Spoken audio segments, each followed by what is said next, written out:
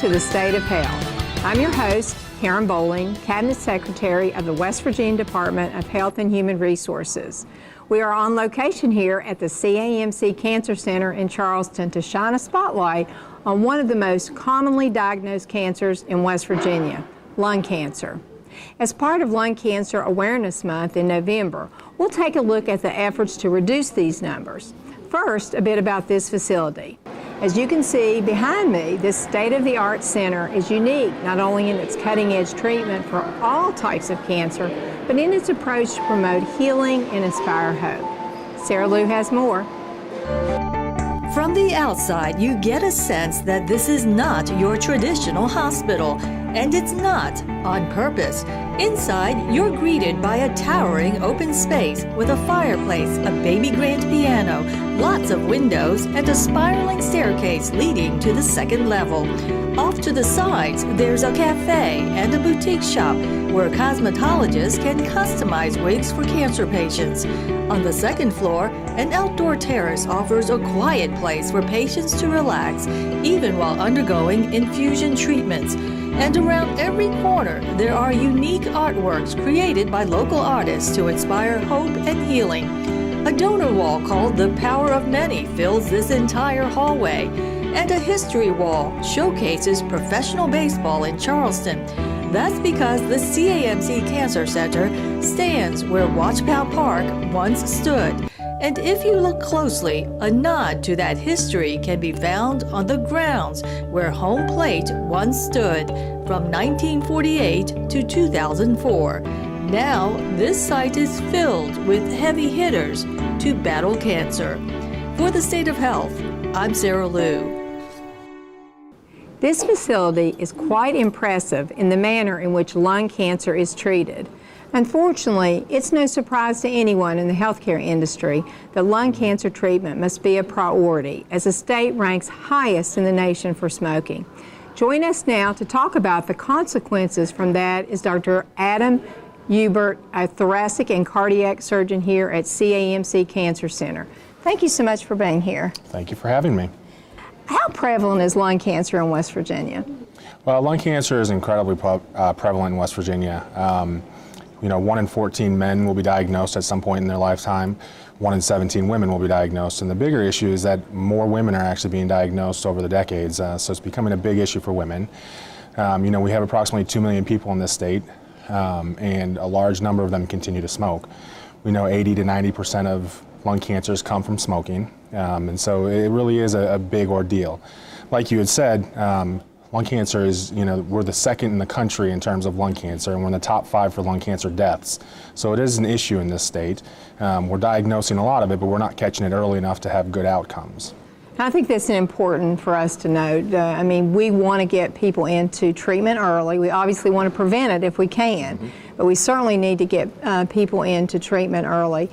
Can you tell our viewers a little bit about what are some of the signs and symptoms? What should people come to the doctor about as it relates to lung cancer? So one of the things that most people see is they start coughing up blood. Other things can be, you're having night sweats, you're losing weight and you don't know why. But one of the biggest issues is that people continue to have this progressive coughing that just doesn't go away. They'll see their doctor and maybe diagnosed with bronchitis, pneumonia, asthma, and they just say, oh, that's all it is, and they just keep going on with their business. When, if you have this persistent cough that doesn't go away, and you're a smoker, it may be something that's more, concerning, lung cancer being one of them. So the biggest problem is that most people don't have that coughing up blood. They just have this cough that just will not go away. So that's one of those things that you need to, really talk to your doctor about and say, hey, this isn't getting better. What else is going on, or what could be going on? And I know that if you're a smoker, sometimes smokers do have that chronic cough. Is there a tendency for people who smoke to sort of think to themselves it's not a big deal, more so than just in the general population? And and that's absolutely true. And the other thing is people will say, oh, you have bronchitis, you have pneumonia, and you get antibiotics, you get better for a short bit, and then all of a sudden it comes back. Or they're diagnosed with COPD, and then they just say, oh, it's my COPD acting up, instead of saying, hey, this might be something that I really need to look into.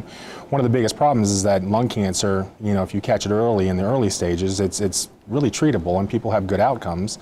once you get to kind of the stage 4 lung cancer where it's spread to other parts of your body, the outcomes are terrible. I mean, 1 in 10 people are dead 5 years later. So, I'm sorry, 1 in 10 people are alive 5 years later.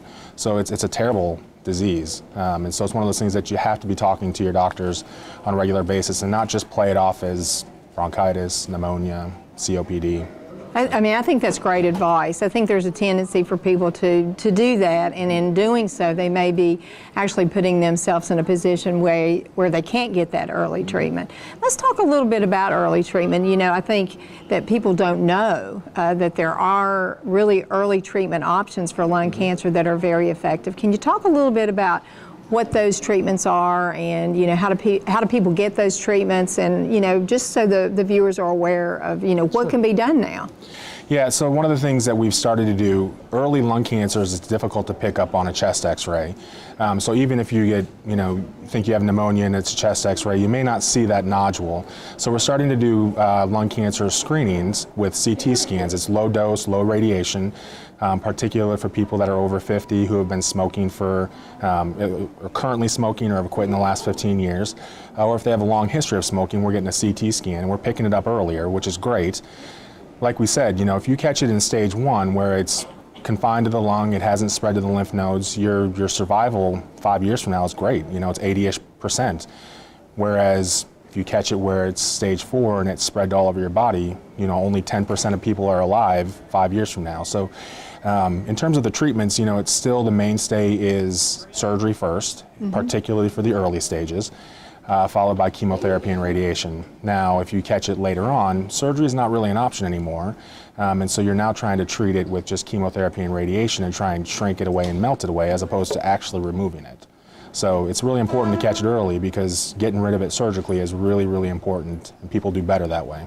Now, I know that that can be sort of scary for people to think about that, oh my goodness, I'm going to have lung surgery and part of my lung is going to be removed, but actually you know, your capacity and your ability to breathe is, I understand, may not be as impacted as people might think. Can you sort of talk about that? Because I think it is scary for people. Absolutely, and you know, it depends upon what kind of cancer you have and where it's located, but you know, the lung has many parts, and oftentimes we can either take out just a small segment of it, or we can take out just one lobe, and the rest of the lung will take over for what you're missing. Most people hardly notice that it's gone.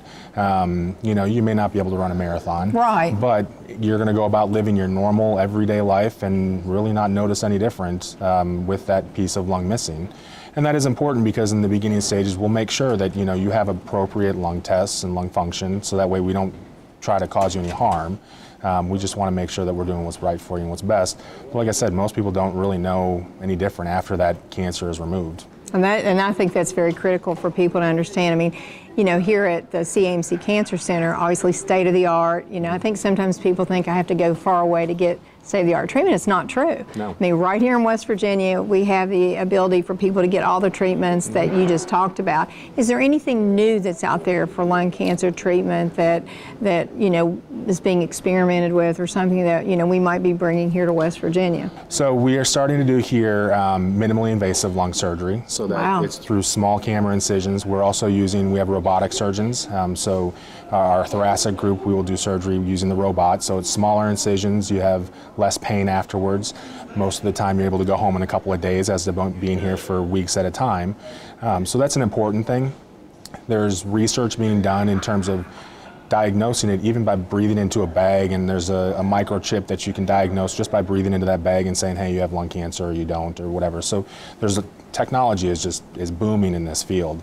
But in terms of the treatments, like I said, minimally invasive has become the biggest thing, where, you know, 3 or 4 tiny incisions and taking out that piece of the lung, and most people are back on their feet within a couple of days. So it's amazing to think about that, because I think, you know, in the past there's always been this, you know, fear of, you know, what's going to happen to me when I, you know, I have cancer, and how can it be treated, and the fact that you're able to do it in the way that we do it today. If it's caught early, again, the key, then I think that's important for our viewers to know. Any last minute type things that you'd like to share with our viewers about what we're doing here in West Virginia in terms of treatment of lung cancer? No, I think the biggest thing really is the lung cancer screening that we talked about. You know, if you have a history of smoking, even if you've quit within the last 15 years, it's appropriate to talk to your primary doctor about getting a CT scan just to screen for it. You'd much rather catch this early than later, and that's really, really important. We've just started doing that here within the last year. And the other thing is don't push off those symptoms. The cough that doesn't go away, that's not normal. And don't attribute it to asthma or to bronchitis or to pneumonia. You got to look into that because, like I said, you catch this early and it's a disease that we can certainly beat. You catch it late and it's very difficult. And then the most important thing is, like I said, 80 to 90% of lung cancers are because of smoking. So we need to get out there and educate the youth, try and get people some help that are currently smoking, and really try and work on, you know, curtailing the smoking problem that we have in this state.